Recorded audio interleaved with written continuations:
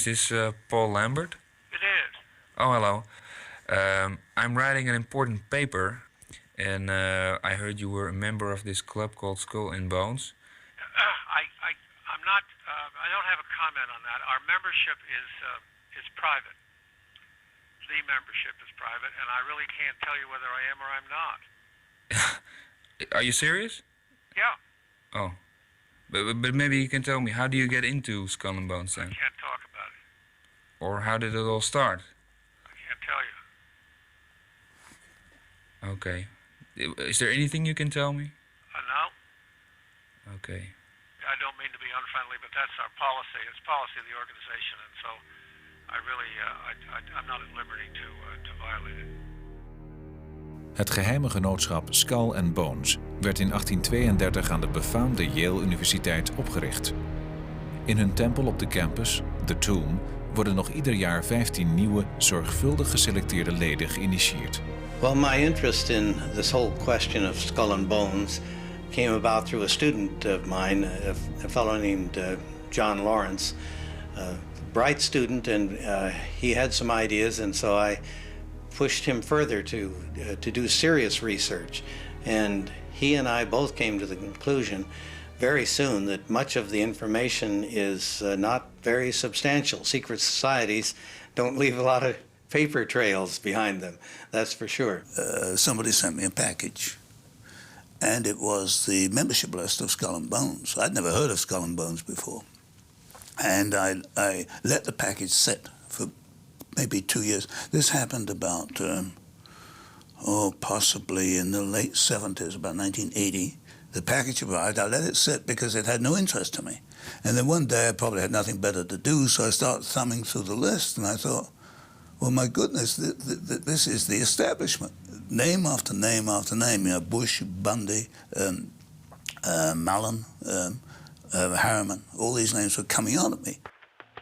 It's called the Skull and Bones Society, and members such as this alumnus we found lurking near the tomb don't like chatting about their society. Nobody's going to talk with you. This is a private club. A private club with a long and mysterious history dating back to 1832. It meets inside a building called the Tomb. Past members have ranged from President Taft to Secretary of War Stimson. And a more current membership list obtained by American Journal reads like who's who. Is it a Bonesman secret? It includes politicians such as Senators John Chafee of Rhode Island and John Kerry of Massachusetts. Then there's Victor Ashe, the mayor of Knoxville, Tennessee, and columnist Bill Buckley, along with top businessmen and federal judges. So there's nothing to the secrecy except the secrecy. Right.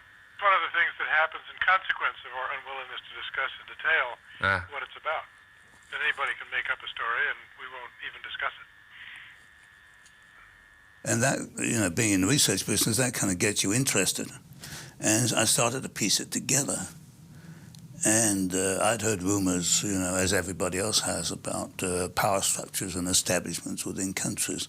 And it was the meshing of these people who had sworn an oath to each other, were very powerful, and limited to possibly 20 or 30 families of the old Eastern European establishment. That intrigued me, and then bit by bit I began to put the story of the book together, and probably it took me probably 3 to 4 years. These people that join organizations such as Bones or the Masons actually leave their family relations that they had when they were children and prolong that intimate family relationship with their brothers from the lodge. And they swear to take care of each other's interests, and they do it. And when that in the normal conduct of life is probably okay, but when one of them becomes president of the United States, it's time to ask questions. What have you sworn to do for your brothers? And what interests are you pushing that are really on their agenda, not on the agenda of the American people? Are there any famous members or well-known members? George Bush? The George Bush? Yeah. But that kind of focus is not of great interest to the members. How do you mean? Because we're much more interested in the personal issues than external achievement. The best-known Bonesman is ex-President George Bush, who, according to tradition, is supposed to avoid admitting he's a member, even when the question comes in the Oval Office. Mr. President, are you a member of Skull and Bones? Leave the room. Okay, you ever met Bush or? Oh yes, he was a couple years behind me, but I have met him. What we have here is a private network acting really in violation of the United States Constitution, infesting the White House, the National Security Council, the State Department, the Pentagon, the CIA, and other government institutions. And they've been carrying out a policy which was not the policy of the President or the Congress, not a policy that was approved by the voters. They are still the representatives of a long tradition, a thousand years tradition, from the Knights Templar through the Illuminati, through the Masons, through the Puritan families, and all of those families that went to Yale, founded Yale, and have used Yale to become powerful. Are they done? No. There's all that tradition, and it has to be protected, and it has great wealth to protect. And how do they protect it? They'll find new means. They'll hold offices. They'll hold appointive offices and elective offices, and they will be in charge of huge amounts of money. Do you know how it all started out?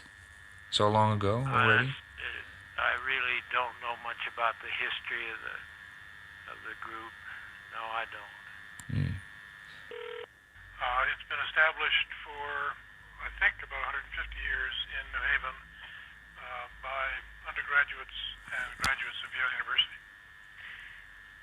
15 members are elected each year. Basically, personal relationships are the most important product of the years that you spend in relationship to the organization. Ah, yeah. It's a very personal experience. The core of Skull and Bones is 15 or 20 families. These are old line families. They came to the United States from England about the 1600s, 1700s. And you got the Lords and the Wadsworths and the Bushes.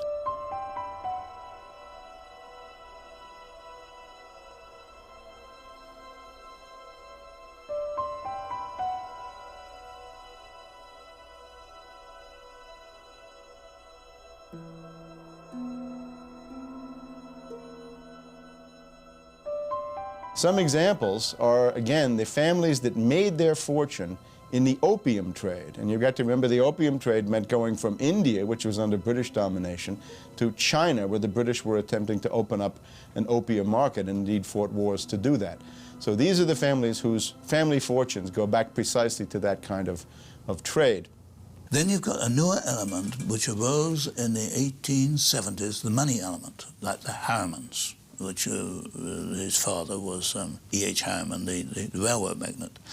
So the core, as you go through the early 20th century, is comprised of 15 or 20 families, partially from old line American families going back to the Pilgrims, and partially from money, banking money, that came up through the late 19th century.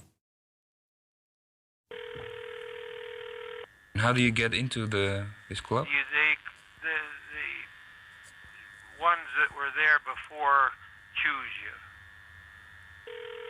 And what goes on during initiation? Nothing very extraordinary, but it's held very closely. You cannot ask to join Skull and Bones. You can't apply. What happens, as I've pieced it together, is that you are watched. See, this is a senior society, so you're 2 years at Yale before you're invited to join, if you're going to be invited. There's only 15 members each year, and you're being watched, and you're being catalogued, and you're being assessed. You know, is he a good team player? Is he a good sportsman? This kind of thing. And then the previous year, members of the previous year decide who is going to be tapped the 15 new members, and then a representative of the last year's cell goes out and they ask, do you want to be tapped, or do you want to be joined or not? Al sinds de oprichting van Skull and Bones geldt Tap Day als een belangrijk evenement op Yale. And the emissaries of the various secret societies would come up behind them, tap them on the shoulder and say something like, "Skull and Bones, do you accept?" And generally, of course, they did accept. And then as the people were tapped, they then left the courtyard and proceeded to the vault-like or mausoleum-like headquarters of these secret societies. That, I think, since has been abolished or moved indoors or somehow is no longer so easy to observe as it might have been, say, 50 or 100 years ago. Initiation ceremony. They have an initiation ceremony. Somebody gets dumped naked in a bath of mud. Well, to me that seems juvenile. And what concerns me is these are the men in which the fortunes and the life of the world depend. This is the part that worries me. I mean, whether you want to go around and do that is your business. You know, you can stay in mud all day long, as far as I'm concerned, and baths of mud. But don't take this man and put him in control of world policy, which can bring about war and famine and heaven knows what else. This is what worries me. Part of the problem is the source of information. We have very little about bones from the tomb itself, and most comes indirectly, such as an article written by a student that went to Yale and actually lived in the Jonathan Edwards dorm, and he had this to say. It was part of the Jonathan Edwards folklore that on the April evening following tap night at Bones, if one could climb to the tower of Weir Hall, the odd castle that overlooks the Bones courtyard, one could hear strange cries and moans coming from the bowels of the tomb as the 15 newly tapped members were put through what sounded like a harrowing ordeal. Returning alone to my room late at night, I would always cross the street rather than walk the sidewalk that passed right in front of Bones. Even at that safe distance, something about it made my skin crawl.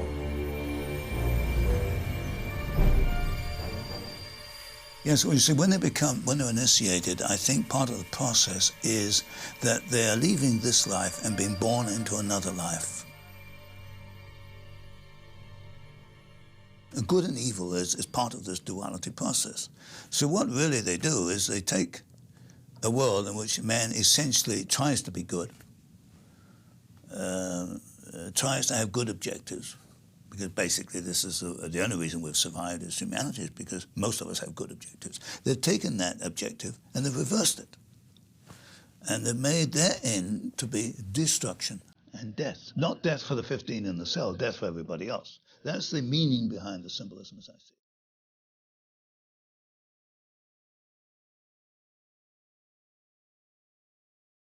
it. They seem to stand for the exact opposite, the reversal, which is satanic. Skull and Bones is a kind of Freemasonic association, and I guess you could call it a death cult. You can call it a satanic cult. The symbolism, of course, is the skull and crossbones, right? The death's head, or Totenkopf, I guess as the SS called it during the Second World War. It's a very sinister symbolism. It is obviously Freemasonic. Everything about them reflects this symbolic hidden meaning. Everything they do reflects a hidden meaning. And I mean, I don't think that these people do these things accidentally or coincidentally. They're intelligent men. They know what they're doing. They know what they're joining.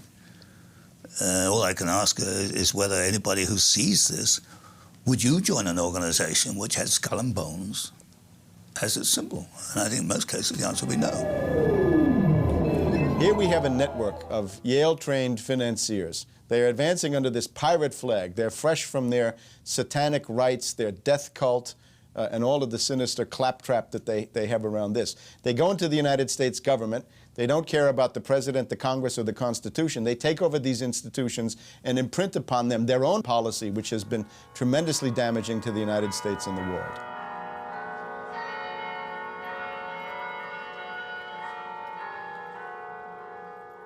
I don't know of any member of Skull and Bones who's made any great contribution to literature, to art, to sociology, to anything we might do to help the world progress and be happier.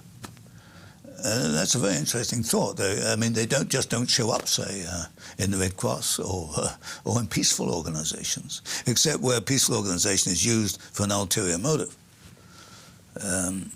That probably is a very interesting observation that they exist apparently for war and destruction and greed and personal acquisition of finance. They don't exist to better the lot of the fellow men. They exist to better their own lot as a group. As is often said, the devil is in the details. What happens after these people leave Yale and become powerful? Een van de bekendere Bones-leden uit de geschiedenis is W. Averell Harriman. Hij bekleedde hoge politieke functies onder meerdere presidenten en was de man achter wat nog steeds de grootste privébank van Amerika is, Brown Brothers Harriman. Voor deze bank maakte hij begin jaren 20 in Berlijn contact met de Duitse grootindustrieel Fritz Thyssen. Especially since you're a man that's probably spanned more historic events since the war than any other I know of.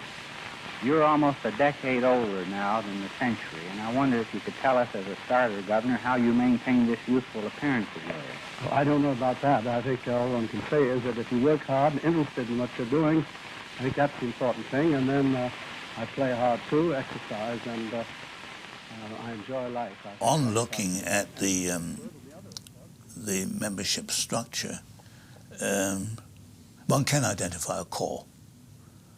Made up of a number, as I say, 15 or 20 families, and it appears that at one time the Harrimans were the center of this core.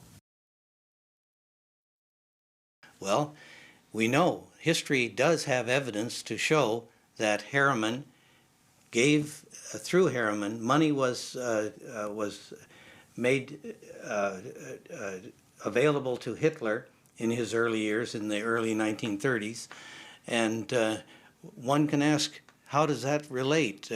What would be the reason that Harriman would be interested in that? The Union Banking Corporation was established formally in 1924 as a unit in the Manhattan offices of W.A. Harriman and Company, interlocking with the Thyssen-owned Bank voor Handel en Schipvaart in the Netherlands.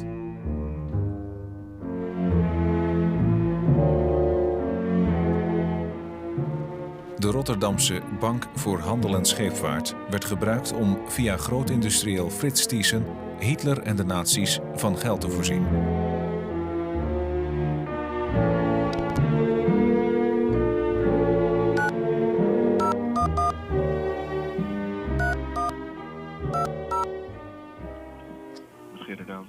Mr. Alders. Yes. Yes, this is Anton Chaitkin calling from Washington. Yes. Yes, and they've told me your name and your. We're looking at your position over there. the link between August Thyssen Bank in Germany and Union Bank and so Skull and Bones in the United States. Okay, the Union Banking Corporation was in New York, controlled by BHS. BHS was in Holland, in Rotterdam. And these were Dutch and German Nazis. It was a Nazi outlet. And that was a subsidiary of the August Thyssen von Haidt Bank in Germany. That's the channel, the conduit which we're looking. Nou, de Bank voor Handel en Scheepvaart, die is mij wel bekend. Ik heb ook verschillende stukken ervan gelezen en gezien. Maar hij staat beslist niet bekend als een bank waar ontzettend veel dingen zijn gebeurd die het daglicht niet konden verdragen. Then how do we know that this was a transfer mechanism? Well, one is that we know that August Thyssen financed Hitler, or was part of the financing for Hitler. This comes from several sources. And he said he did it through BHS. We know that much. It's more difficult to make the link between BHS in Holland and union banking in the United States. Het is gewoon een vaststelling van de connecties liggen daar met die en die en dat is het dan. Maar verder schurkenstreken, om het zo maar eens te noemen, van die bank, die zijn voor zover ik weet zijn ze niet bekend. We do have the conduit, we can prove that. We have the intention, and the purpose seems to me to be quite similar between the two groups. And we know that Tyson at one end was financing Hitler and said he did it through BHS, which is halfway down the conduit line. Well, there's that gap between BHS and New York that we can't fill in with transfer slips. Yeah, I was reading in Anthony Sutton's books where he discussed the question of the Union Banking Corporation as a Nazi front. And I took that lead to make an inquiry into the United States Justice Department as to what happened to the bank. And turns out from old-timers in the American Justice Department who were willing to talk that the U.S. government had acted against the Thyssen-Busch-Harriman Bank and many other enterprises under a certain kind of order called the vesting order, very little known today. And I went into the basement of the Library of Congress and pulled out these musty old records showing that the United States government had seized and shut down this Thyssen-Harriman Nazi banking complex. Nou, die vestingorders die in Amerika zijn afgegeven, dus laat december 41, begin 1942. En dan vesting wil dan zeggen dat de bedrijven onder beheer worden gesteld. Dat gaat eigenlijk in praktisch al die gevallen om Amerikaanse bedrijven met een grote Duitse invloed. Of een vermoede Duitse invloed. En met name dat vermoede invloed is belangrijk. Want dat wil men op alle mogelijke manieren tegengaan, hè, die Duitse invloeden daarin. Dus neemt men liever 100 bedrijven te veel onder beheer dan eentje te weinig. En de achtergrond is eigenlijk een vorm van nationale veiligheid, zou je kunnen zeggen. Want via die bedrijven, dus Amerikaanse bedrijven met Duitse invloed, werd er heel vaak spionage gepleegd.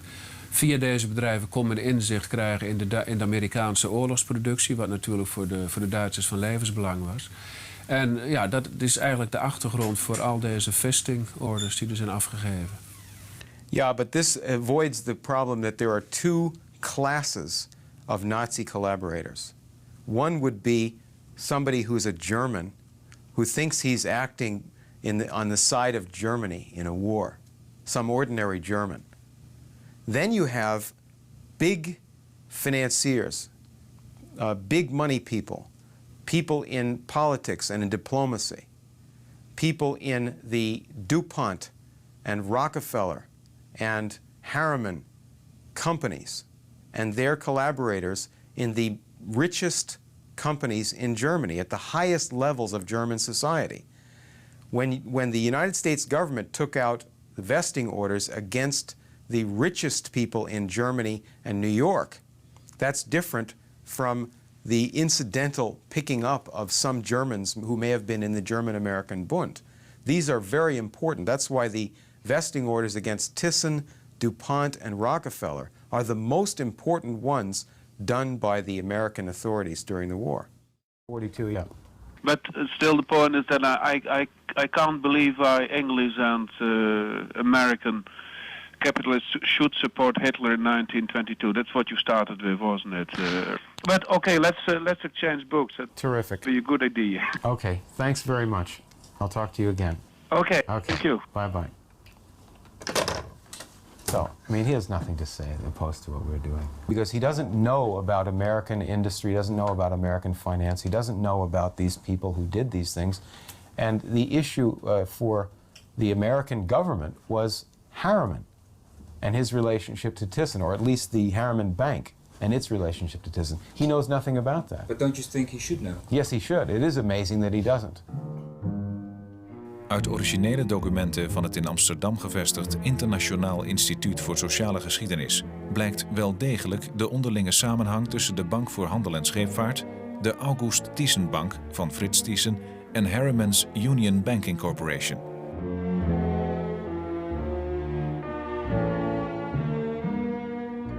The investigators concluded that the Union Banking Corporation has, since its inception, handled funds chiefly supplied to it through the Dutch bank by the Thyssen interests for American investments.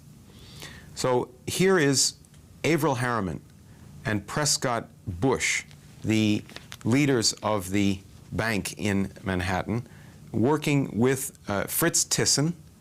They, in the Skull and Bones network in the United States around Harriman, are pro-fascists, and they're working with Thyssen and others, establishing a money link to support the backers and sponsors of Adolf Hitler from at least 1924, probably 1923 onwards. I didn't know about this. There's your link, right there. There's your link. Established in 1924 in the Manhattan office of W.A. Harriman. There it is, same thing I've said. Oh, yes. That was the time that Hitler was looking for money through Emil Kurdorf. I didn't know he was looking through. That's it. That's the clinching link. I think there's a reasonable supposition that money followed from that, even if I don't have the transfer slips. Here on the Black Sea, near the city of Yalta in the Crimea, is the meeting place of the leaders of Britain, Russia, and the United States, scene of the most successful international conference of the war. Anthony Eden, British Foreign Minister, and Winston Churchill, Prime Minister of Great Britain. Marshal Joseph Stalin, Premier of the Soviet Union. Edward Stettinius, with Averell Harriman, United States Ambassador to Russia. Averell Harriman's father was put into business running railroads with money from the royal family of England. He was their nominee. And then Averell Harriman's mother paid for the start of the American branch of the British eugenics movement. He established this, what we call today, fascist movement in America, the Eugenics Record Office, originally set up around 1909 by Averell Harriman's mother. I know, there's a New York Times article on the Eugenics Society, founded by Mrs. Averell Harriman. She financed it. And its policy was to, how can I put it, to not rid the world, that's too strong. It's to discourage undesirables. And then who are the undesirables? Well, it's pretty much, it comes out, as I remember reading the article, that there were certain unfortunate people, and not as well off as others, which I suppose would include blacks and Jews. And it's a racial thing. The Eugenics Society was racial. Where the Harrimans created this American branch of that movement, then it was moved as a headquarters to Yale University, where the American Eugenics Society had its headquarters. And so you've got this racial policy financed by Mrs. Harriman, the mother of the two bonesmen. Her husband was a bonesman, her two sons were bonesmen.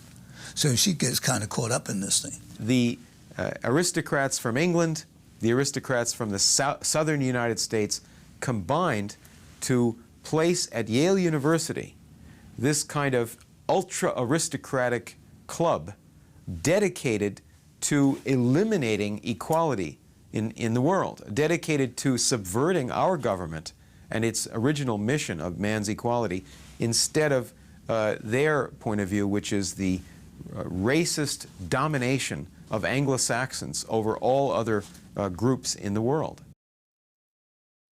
De film Erbkrank, een van de propaganda-instrumenten van de nazi's.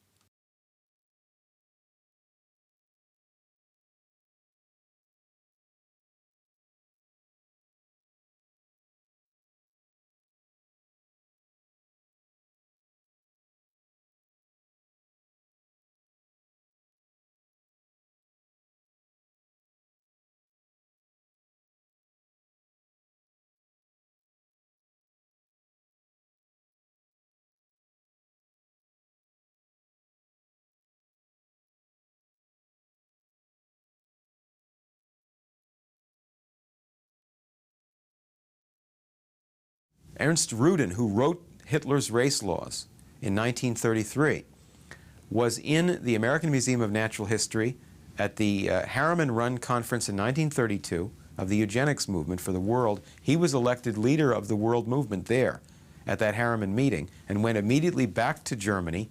Hitler was put into power within a few months, and Rudin was put in charge of writing these race laws that said if Jews mix with Aryans, they're going to be punished. This idea of a racial policy is, I think, just as important as a financial link. I mean, sure, you can hand over $1 million marks, but if a policy is as important as a racial policy, one of extermination it came down to, also continued, then you're right back to the same group. And one can go further, right up to today, and ask questions about these racial policies. For example, I read Robert McNamara. McNamara used to be Secretary of Defense in the United States. He's not a Bones man, but he's one of the so-called whiz kids. If you read McNamara's latest book, you'll find that he says that population expansion is more dangerous than atomic warfare. They still have the same point of view about cutting the budget and getting rid of whole classes of people that are superfluous in their view, the elderly or people of the wrong race. And this is their point of view today. I, George Herbert Walker Bush. I, George Herbert Walker Bush. Do solemnly swear. Do solemnly swear. That I will support and defend the Constitution of the United States. That I will support and defend the Constitution of the United States. Als we willen weten wat het gedachtegoed van Skull and Bones tegenwoordig is, moeten we kijken naar de persoon van George Bush. Na William Taft het tweede lid van Skull and Bones dat Amerikaans president wordt. Hij wordt hier ingezworen door Supreme Court Justice Potter Stewart, ook Skull and Bones lid. With Bush, we reached the bottom of the barrel in terms of American politicians. You have to look at him again and again and say, how did this guy make it compared to any number of other political figures that would have been perfectly plausible presidential candidates? You've got to point to the family money, again to this Brown Brothers Harriman network, which meant media, which meant friendships with senators. Ultimately, it meant the support of Kissinger. That brought the support of Nixon. At every critical turn in Bush's career, he was often defeated. He was, again, defeated in his Senate attempts in '64, in 1970, but he was always then getting appointments from people like Kissinger and Nixon so that he could somehow keep going and try to make this bid for the top, for the vice presidency, and then after that somehow slither into the presidency based on the fact that many people in 1988, many people, especially in the southern states, were really voting for Reagan because they thought this was going to be a continuity of the Reagan years, which they had found perhaps tolerable. There's a certain stability to our system, and I think experience taught me project that stability. Don't go for the grandstands. Don't over-dramatize things. The American people are entitled to know that the system works, that experienced people know how to handle moments of crisis. You've got an example of Bush. The Bush family, of course, has been a long time in Skull and Bones. Bush is 1 year ambassador to China, 1 year in Central Intelligence Agency, then he becomes vice president, then president. Now, he covers so much ground, you know, so quickly that, and he's not an abnormal genius or anything, that there had to be pressure and a power play behind the scenes. When you look at incidents like this, and there are many of them, you cannot arrive at any other conclusion that behind the scenes there's some pushing and pulling and almost manipulation to advance. And advance is the word used by many, many members within Skull and Bones. They advance their interests. We can certainly say that George Bush, in his political career, which reaches back into the 1950s, is a suitable metaphor to express the power of these Skull and Bones Harriman networks in modern American life. And it's also the case that George Bush brings together as a kind of a nodal point all of the different components that are involved in the Skull and Bones and also in other allied pro-British political currents inside the United States. And who should sit at that desk? My friends, I am that man.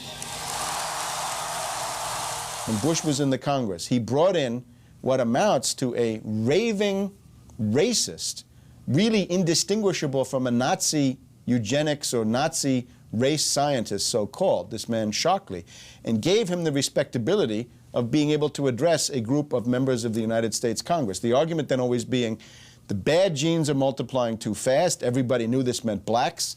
The good genes are not multiplying fast enough. This meant Anglo-Saxons and maybe other whites, if they're lucky, right? In het zuiden van Californië, bij de stad San Diego, wordt in een ondergrondse bunker diep gekoeld op deze boerderij het zaad bewaard van 2 Nobelprijswinnaars en 3 andere donors.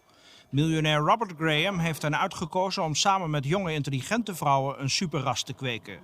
Graham, die geschrokken van de publiciteit geen interviews geeft, heeft al 10 jaar geleden een boek geschreven waarin hij een beroep doet op intelligente mensen om hun sperma af te staan en zo te zorgen voor een nieuw superras. De enige donor die er rond vooruit wil komen dat hij al 2 maal zaad heeft gegeven is de uitvinder van de transistor, Nobelprijswinnaar Dr. William Shockley. Dr. Shockley, why did you give sperm to this exclusive bank for Nobel laureates? Well, for a long time I've been interested not only in the human quantity problem, that is the population explosion that exists worldwide, but also in the human quality problem. In fact, what it is doing is offering more choice and more freedom. Do you think that the white race is superior? I would think that the black population, there is no doubt in terms of performance, intellectual performance, the black population is much lower than the white. And furthermore, as I have stressed, the highest birth rate that I found in the 1970 census applies to the lowest socioeconomic segment of the black population, rural black farm women. They average 5.4 children, enough to double their fraction of the population in 1 generation. But should we compare it to breeding of racehorses and dogs? The same laws apply. And therefore, said Shockley, what we ought to do is use sterilization, allegedly voluntary sterilization, but everybody knows that voluntary sterilization becomes forced sterilization if that's the price of getting your welfare check or some other thing that you need to survive from the government. And therefore, Shockley said, if we can prevent the bad genes from multiplying faster, we'll keep the gene pool intact, because then the good genes will multiply more slowly. You see, if you really believe, as Bush does, that there's an Anglo-Saxon master race, and this is what Harriman believed, and this is one of the core beliefs, I would say, of Skull and Bones. If you believe that there's an Anglo-Saxon master race that ought to rule the world, the big problem you have is that there are so few Anglo-Saxons. They see these people as a threat to their life, and they want to get rid of them. Overpopulation means getting rid of the people at the bottom of the scale, not at the top. Opmerkelijk in dit verband was een bezoek aan Dr. Stephen Mumford, auteur van meerdere boeken over overbevolking. Boeken die de aandacht trokken van onder andere George Bush. Early in the year, maybe February or April, I met with George Bush in his office in Houston just after he left the CIA. And I had been doing research of a similar nature there in Houston, and had written a book on overpopulation as a national security threat. I presented a 2-page synopsis of that book to George Bush in his office in Houston. Bush read the 2-page synopsis, which concluded that overpopulation is the gravest threat to U.S. security, even more serious than the nuclear threat. And at that point, George Bush said to me, I agree with everything you're saying here in the synopsis, and I can assure you that people at the CIA agree with you too. Dat de CIA inderdaad bezig was met deze materie blijkt uit dit rapport, waarvan tot voor kort maar 1 exemplaar bestond.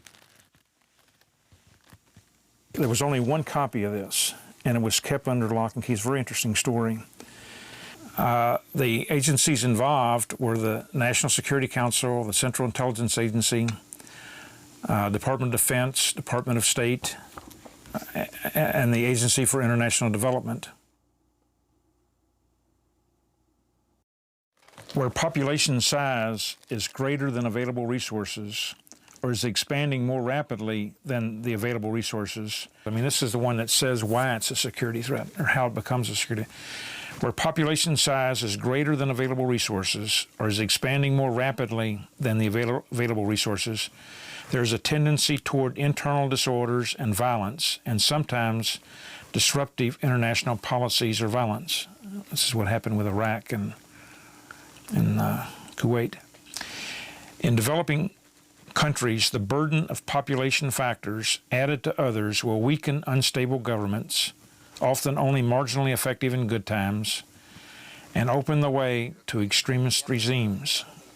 Volgens Mumford is overbevolking er de oorzaak van dat jaarlijks miljoenen Mexicanen de grens met de Verenigde Staten proberen over te komen. We share a 2,000-mile border with Mexico. When you share a 2,000-mile border with a country of 90 million people who are going to war, civil war, how many tens of millions are going to come across our border? And what is this going to do to the security of Americans? I mean, here in Chapel Hill even, I mean, we're going to feel the effect in a big way. I mean, the odds of this happening, if we just ignore the situation, the odds of it happening are nearly 100%. You know, half of Mexicans now eat 1,300 calories per day or less. That's the minimum requirement. So half of all Mexicans are malnourished. Well, things are only going to get worse. They're not going to get any better. And so what does this mean for U.S. security? Hell, it means everything. On an August day in 1988, an historic event took place. It didn't happen on Main Street or in any American town, but in Russia, where soldiers began destroying hundreds of nuclear missiles with the understanding that we'd destroy some of our own, the first disarmament treaty of its kind. And though most Americans were unaware of the significance of the moment or realized it was George Bush who led the way, someday their grandchildren will. President Bush was elected, and we had hoped that he would be, would offer much more leadership in this area than President Reagan, because we knew that he had at one time strong feelings about family planning. In fact, he was one of the leaders in Congress as a congressman in this area. So yes, you can see this racial ideas which go back to Harriman and the Nazis. You can see them being continued and perpetuated.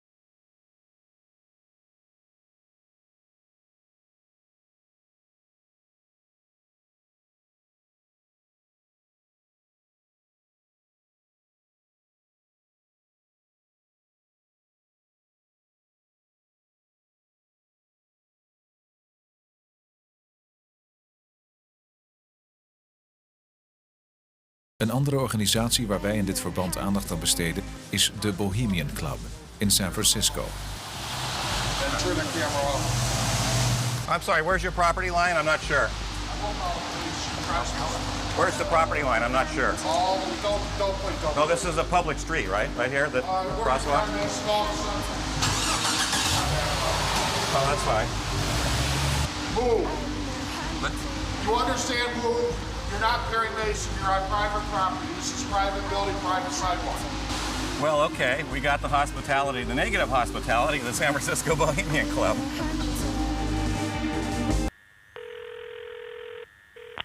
Is this Paul Lambert? It is. Oh, hello. I'm writing an important paper, and I heard you were a member of this club called Skull and Bones. I'm not, I don't have a comment on that. Our membership is private. The membership is private, and I really can't tell you whether I am or I'm not. Are you serious? Yeah. Het geheime genootschap Skull and Bones werd in 1832 aan de befaamde Yale Universiteit opgericht. In hun tempel op de campus, The Tomb, worden nog ieder jaar 15 nieuwe, zorgvuldig geselecteerde leden geïnitieerd. Vandaag aflevering 2. Well, Skull and Bones is a kind of Freemasonic association, and I guess you could call it a death cult. You can call it a satanic cult. The symbolism, of course, is the skull and crossbones, right? The death's head, or Totenkopf, I guess as the SS called it during the Second World War. It's a very sinister symbolism. It is obviously Freemasonic. Everything about them reflects this symbolic hidden meaning. Everything they do reflects a hidden meaning. These people that join organizations such as Bones or the Masons actually leave their family relations that they had when they were children and prolong that intimate family relationship with their brothers from the lodge. And they swear to take care of each other's interests, and they do it. And when that in the normal conduct of life is probably okay, but when one of them becomes president of the United States, it's time to ask questions. What have you sworn to do for your brothers? And what interests are you pushing that are really on their agenda, not on the agenda of the American people? Are there any famous members or well-known members? George Bush? The George Bush? Yeah. But that kind of focus is not of great interest to the members. How do you mean? Because we're much more interested in the personal issues than external achievement.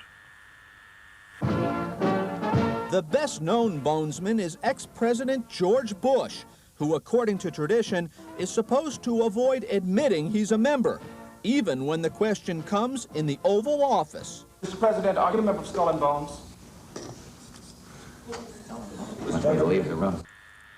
Okay, you ever met Bush or? Oh yes, he was a couple years behind me, but I have met him.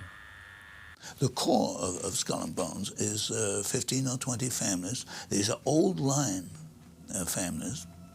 They came to the United States from England about the 1600s, 1700s. And you've got the Lords and the Wadsworths and the Bushes. Then you've got a newer element which arose in the 1870s, the money element, like the Harrimans, which his father was E.H. Harriman, the railroad magnate. So the core, as you go through the early 20th century, is comprised of 15 or 20 families, partially from old line American families going back to the Pilgrims, and partially from money, banking money, that came up through the late 19th century. On looking at the membership structure, one can identify a core made up of a number, as I say, 15 or 20 families, and it appears that at one time the Harrimans were the center of this core. Een van de bekendere Bones-leden was W. Averell Harriman, jarenlang actief in hoge politieke functies onder meerdere presidenten. In zijn functie als Amerikaans ambassadeur in de Sovjet-Unie was hij aanwezig bij de conferentie van Yalta, februari 1945. Leaders of Britain, Russia and the United States. Anthony Eden, British Foreign Minister. And Winston Churchill, Prime Minister of Great Britain. Marshal Joseph Stalin, Premier of the Soviet Union. Edward Stettinius, with Averell Harriman, United States Ambassador to Russia. I think this is a story of Skull and Bones. Many men, I won't say all of them by any means, have this lust for power. And that, I suppose, is the basis for Skull and Bones. It's a lust for power. Today, the Harriman family doesn't exist anymore. It's the Bush family, because you've got Bush, who was vice president, then president, and you've got his two sons, governors of two states, Florida and Texas. Jeb is gouverneur van Florida en George Jr. is nu nog gouverneur van Texas. Het is zeer waarschijnlijk dat hij zich kandidaat stelt voor het presidentschap. Vragen over zijn lidmaatschap van Skull and Bones weet hij behendig te ontwijken, zoals hier tijdens een persconferentie. Does it still exist? The thing is so secret, I'm not even sure it still exists. Record that as the most unusual question I've ever been asked in my entire political. So you can identify a core within the Bush family and also within the Lord family. Then you've got some other very interesting elements. Kerry, Senator Kerry, for example, a very influential man in the Senate, is a member of Skull and Bones. And another interesting senator was Senator Boren, B-O-R-E-N, from Oklahoma, who was chairman of the Senate Intelligence Committee, which is a very sensitive post. He was Skull and Bones. Now, if you take men like Lord, Bush, Boren, and Kerry, just those four men, you can control an awful lot of policy just with those four positions. You don't need very much else. You're covering intelligence, you're covering broad policy creation, and covering the political aspect, and on the floor in the Senate. Just those four, and there are many, many others. We can certainly say that George Bush, in his political career, which reaches back into the 1950s, is a suitable metaphor to express the power of these Skull and Bones Harriman networks in modern American life. Op zijn 18e verjaardag, Amerika was kort daarvoor in de Tweede Wereldoorlog verzeild geraakt, gaf hij zich op voor de marine. Hij vocht als piloot tegen de Japanners, vloog met een bommenwerper naar de omstreden eilanden in de Stille Oceaan, werd neergeschoten en gewond en kreeg in 1945 een hoge onderscheiding. Daarna studeerde de bankierszoon economie aan de Universiteit van Yale. Met het diploma op zak ging hij in zaken. Hij begon een bedrijfje in olieboormaterialen. In 1966 stapte hij over naar de politiek. Hij verkocht zijn bedrijf en hield daar genoeg aan over om nooit meer krap te hoeven zitten. Bush kwam in het Huis van Afgevaardigden, verloor de strijd om een senaatzetel voor Texas van Lloyd Bentsen en werd in 1970 voor Nixon ambassadeur bij de Verenigde Naties. Later zat hij ook nog ruim een jaar voor Richard Nixon in China. George Bush was voorts nog enige jaren directeur van de CIA en voorzitter van de Republikeinse Partij. Hij is dus zeer ervaren in de politiek en in het management. You cannot arrive at any other conclusion. That behind the scenes there's some pushing and pulling and almost manipulation to advance. And advance is the word used by many, many members within Skull and Bones. They advance their interests. What I tried to do was to look at Bush and say, is there anything good? Can you find an act of disinterested kindness? Can you find any humanitarian impulse? And I'm afraid the answer is no. What you find is dissembling. You find somebody pretending to care about charity or somebody else's suffering or misery. But these are usually tricks performed in front of the camera for electoral reasons or some other demagogic kind of strategy. On an August day in 1988, an historic event took place. It didn't happen on Main Street or in any American town, but in Russia, where soldiers began destroying hundreds of nuclear missiles with the understanding that we'd destroy some of our own, the first disarmament treaty of its kind. And though most Americans were unaware of the significance of the moment or realized it was George Bush who led the way, someday their grandchildren will. You have to look at him again and again and say, how did this guy make it compared to any number of other political figures that would have been perfectly plausible presidential candidates? Ladies and gentlemen, the President of the United States.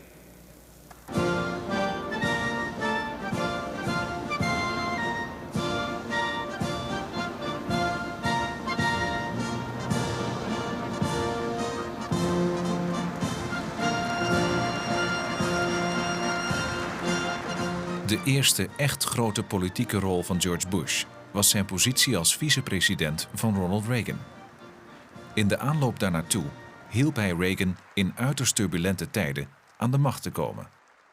Do you really think Iranian terrorists would have taken Americans hostage if Ronald Reagan were president? Do you really think the Russians would have invaded Afghanistan if Ronald Reagan were president?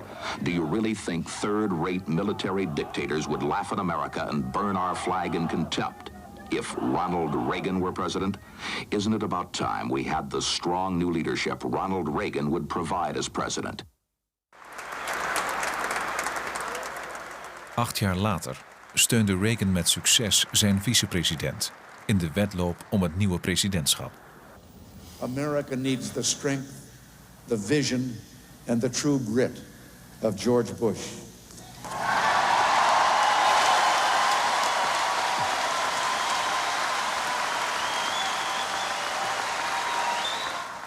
There's a certain stability to our system, and I think experience taught me project that stability.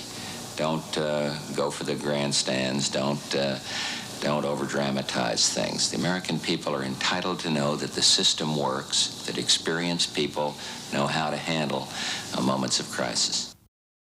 Where I go into it, into the mindset or joint operation between Bush and the CIA would be in the October Surprise. And the October Surprise was a scheme involving people in the CIA and in both high-level government, both political parties. This is when Carter was president, and this is a time when there were 52 American hostages seized and imprisoned in Iran, and it was felt as the presidential election was coming up between President Carter and challenger Reagan, that if Carter was able to get the release of these American hostages before the election, that Carter would probably be reelected.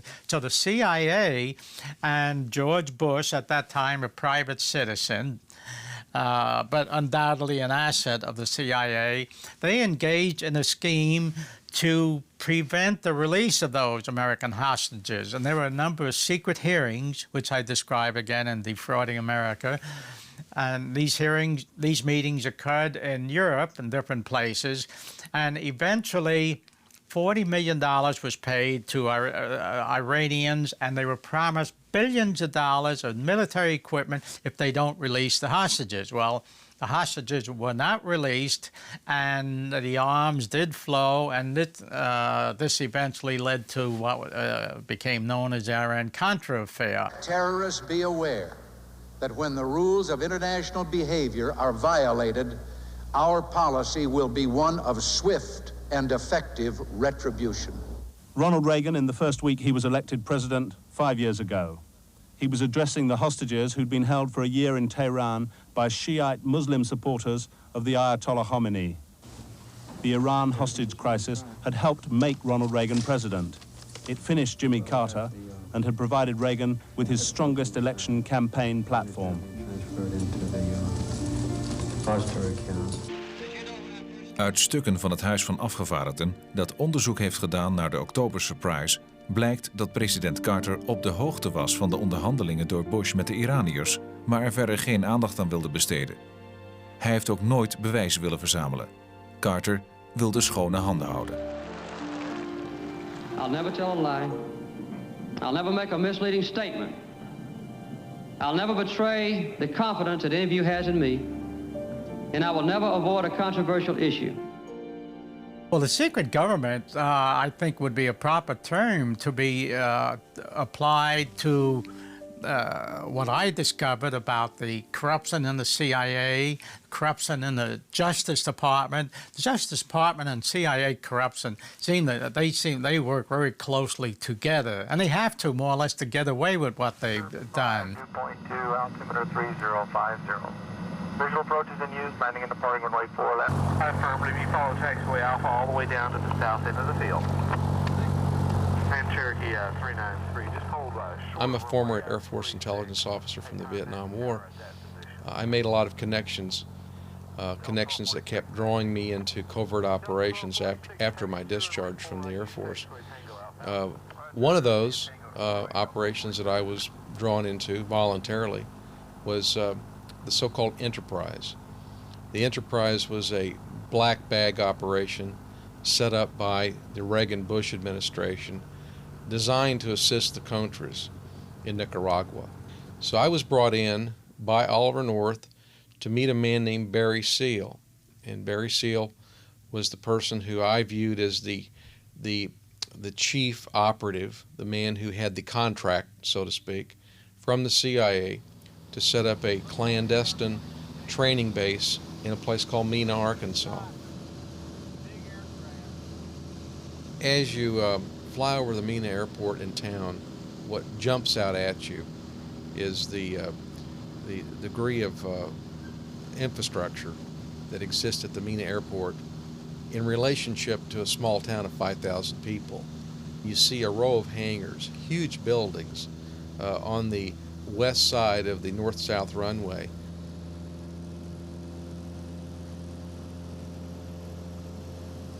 This yellow area denotes Little Rock, Arkansas. Coming west, we'll find Hot Springs. That's Bill Clinton's hometown. And we go about 60 nautical miles further, and we'll find Mena. This is the town, and there's the airport. It wasn't until nearly 18 months into the Contra program, the training program, that I discovered and came face to face with irrefutable knowledge that I was right in the middle of a large cocaine importation ring.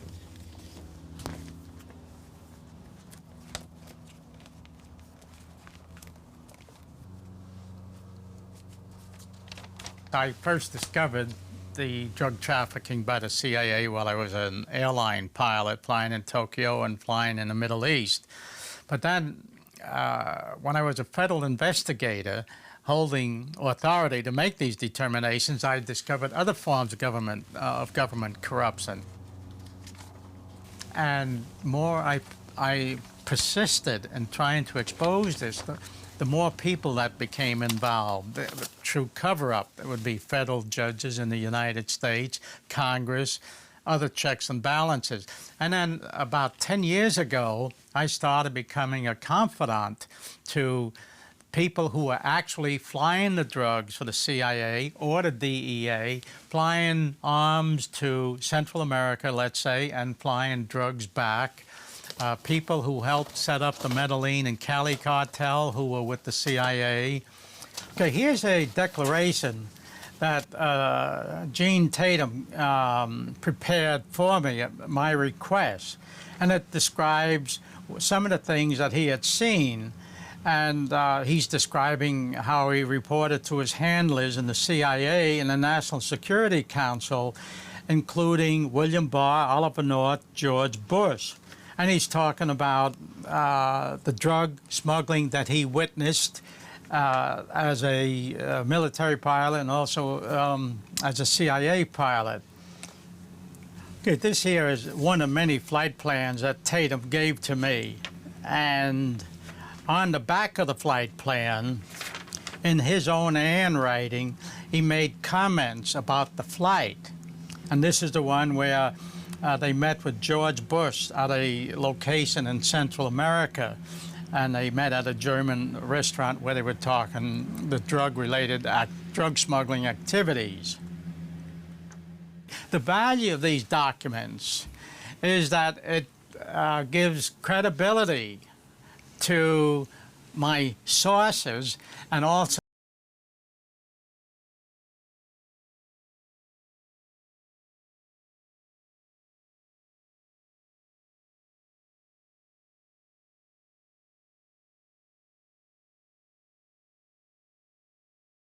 Hash marks represent what's called a military operations area, or an MOA. So that provided a blanket of security and made it a real good good place to run drugs. Remote, under radar surveillance for the most part. If you're below 4,000 feet out here, not a lot of questions asked, and they got away with it.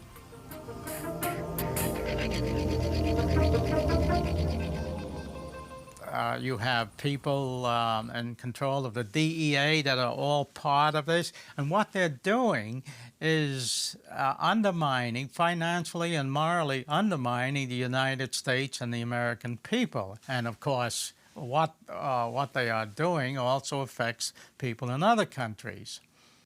Can you see that big knot on that mountain up there?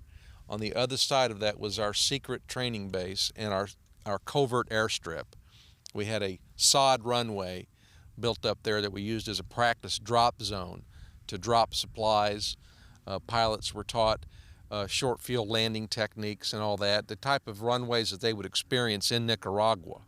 Nicaragua not having many paved runways, especially behind enemy lines. But at night you could see the planes coming back from Nicaragua, and the ridges over here is where you would first pick up the landing lights, and when that would happen, there'd be a flurry of activity here on the flight line as big propeller-driven military cargo planes would come lumbering into this small little sleepy town and wake up the local inhabitants. It's hard to say how much cocaine was transported into Mina during the Contra War, but one individual, Barry Seal, who ran the operation, was granted immunity by Congress to testify about what had gone wrong. And during that testimony, with immunity, Barry Seal said that he had personally flown in more than 20 tons of cocaine into this airport. That's a lot of cocaine. And that's just from one individual. And there were multiple pilots. Barry was not the only pilot flying weapons to the Contras and bringing drugs back.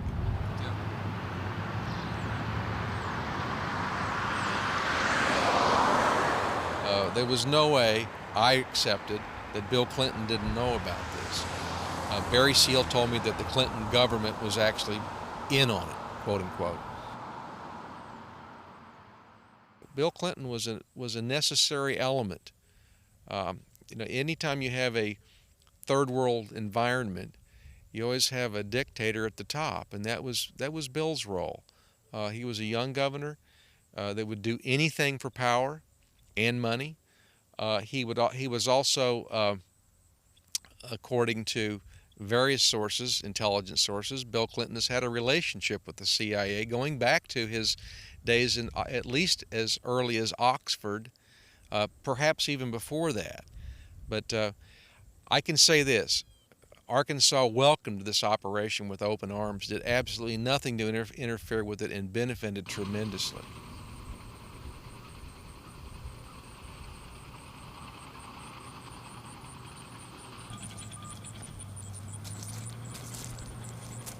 I had some genuine legal concerns. As I aired those concerns with Oliver North, he assured me to put those concerns aside because this was being run out of the White House by George Bush.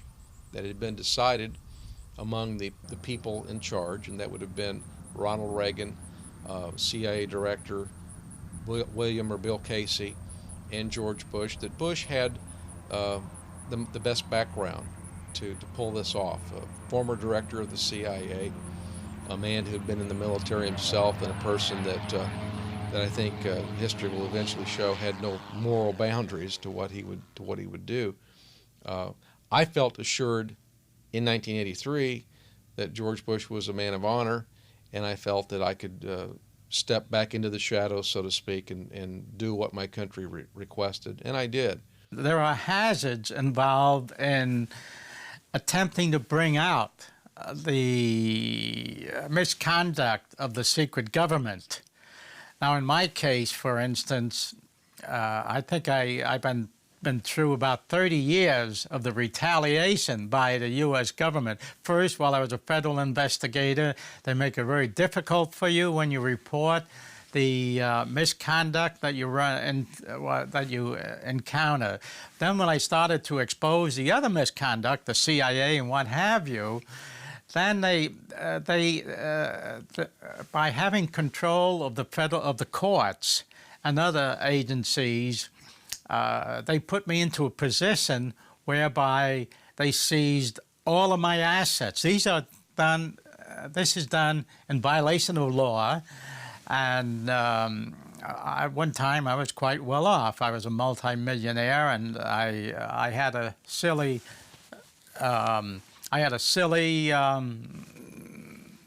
feeling that I had an obligation to report these things. And they seized everything I had, my airplanes, my businesses, my home. And if they had their way, I'd be homeless now.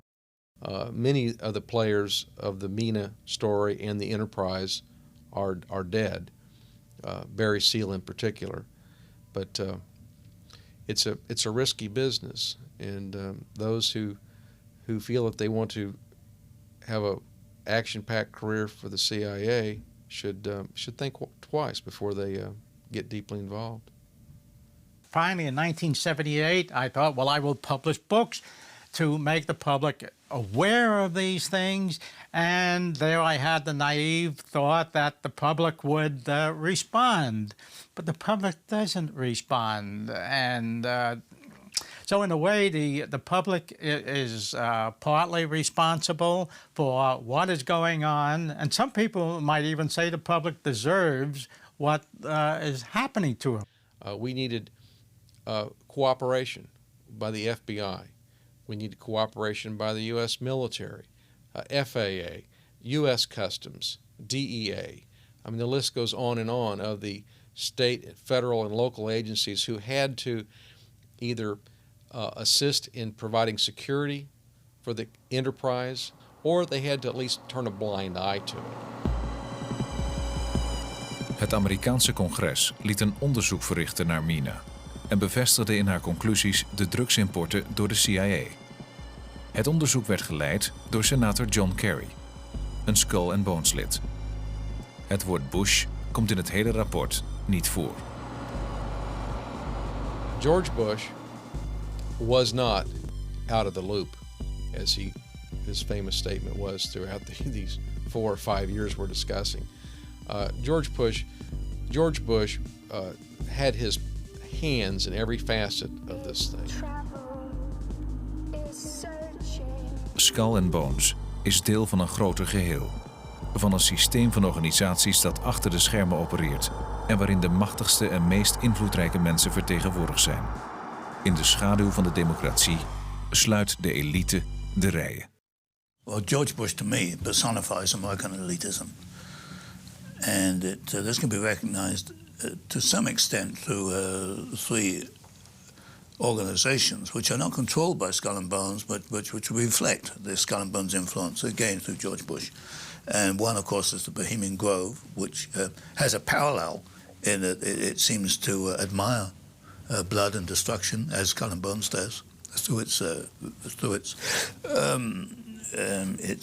ritual built around Moloch, the god of war. Secondly, the Council on Foreign Relations, which had as a long-time chairman Winston Lord, also a Bonesman, and through the Trilateral Commission, which, although it is an international organization representing 3 regional groupings, still reflects the ideas of George Bush. It's an elitist organization. I think that's what is important. Here you've got in each of these 3 organizations, you have a group that sees itself as superior to all others within society. And I think that is the element which is carried over from Skull and Bones into these organizations, this superiority.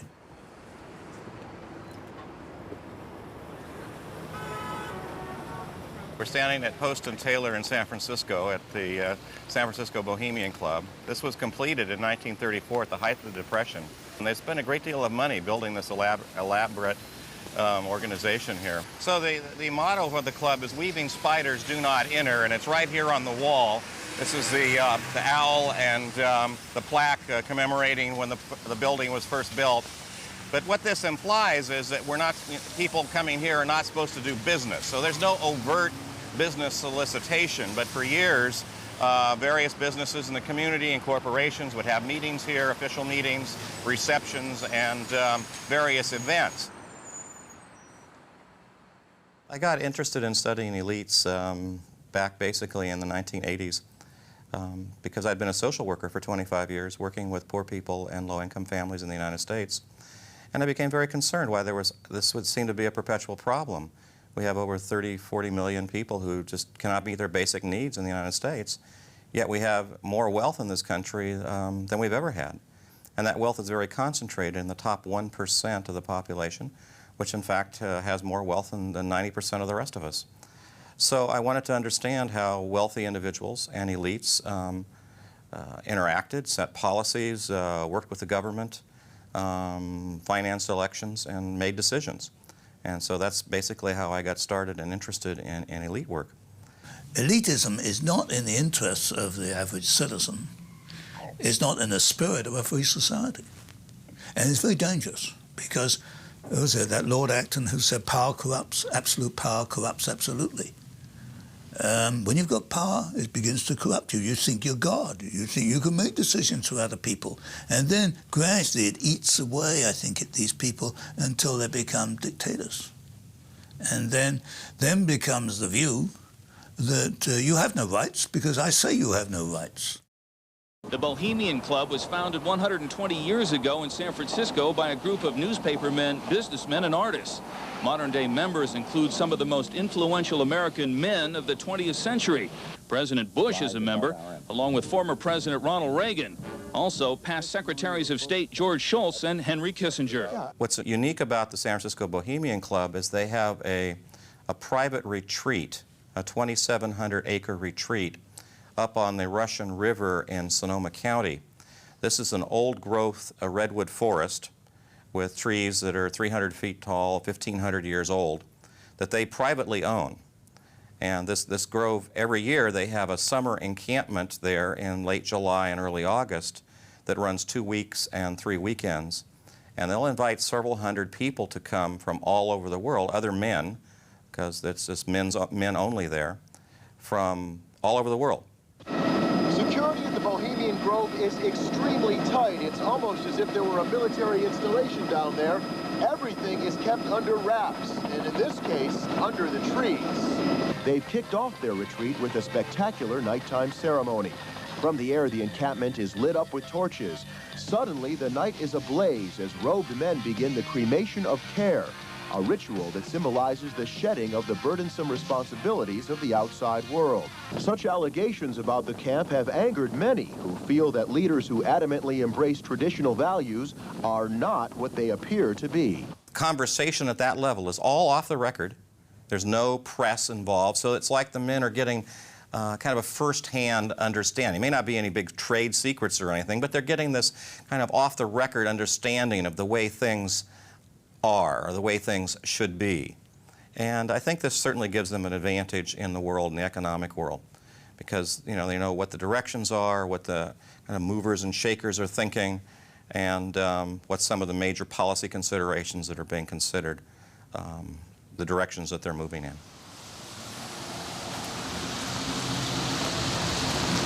Excuse me? This is a private club. You're not supposed to be here at all. Then turn the camera off. So what happened? You want to film this guy? Yeah. Did you film him already?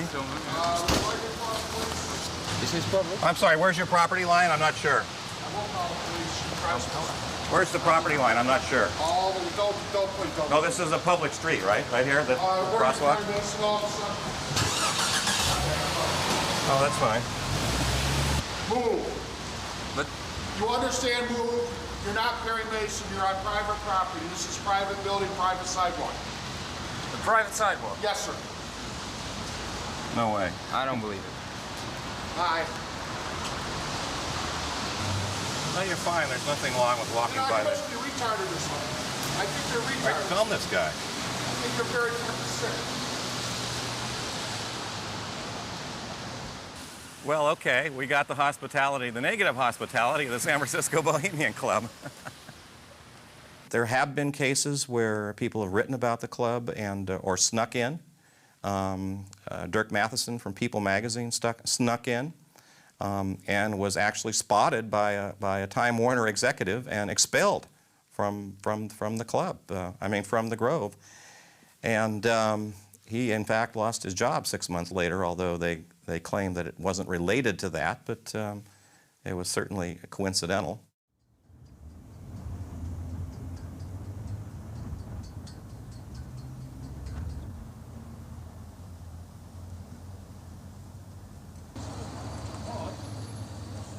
De volgende beelden zijn zeldzaam. Leden van de Bilderberggroep komen aan bij de jaarlijkse bijeenkomst. Ditmaal in Londen.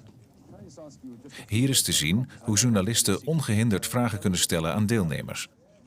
Tegenwoordig is dat ondenkbaar, omdat de bijeenkomsten niet meer van tevoren worden aangekondigd en de media zorgvuldig op een afstand worden gehouden. What's your name? McAdam. Where are you from? BAT. BAT? London, yes. What are you doing at the conference here? I'm attending. And what do you think is going to happen at this conference? We're going to talk a lot about this and that. Are you prepared to tell me afterwards what you talk about? No. Why is that? Well, it's the nature of the conference. Why is it so secret? I know. Well, the Skull and Bones is less important than it used to be. The heyday has passed, but its idea has continued into other organizations, including the Bilderbergers, which was founded in Holland, which is an international meeting of prominent, powerful people. They're somewhat like the Skull and Bones because they want to be secretive. Now, the media won't let them alone to some extent. They're trying to find out.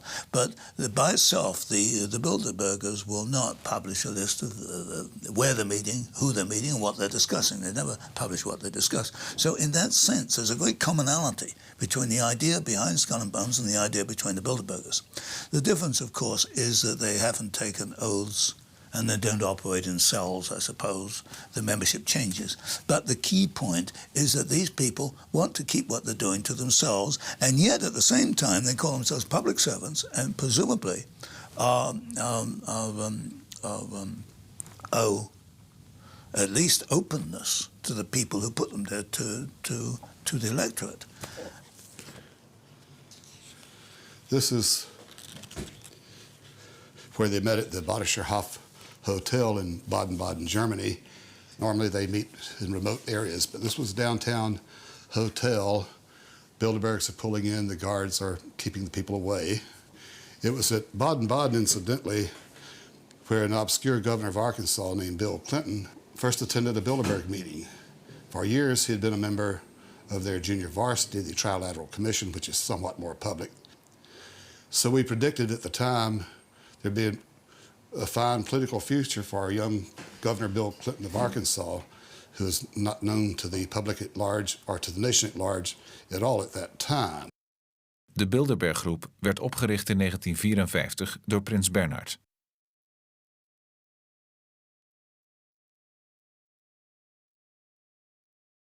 Dit zijn beelden uit de tijd dat Bernhard en Beatrix nog in alle openheid de Bilderberg-bijeenkomsten bezochten.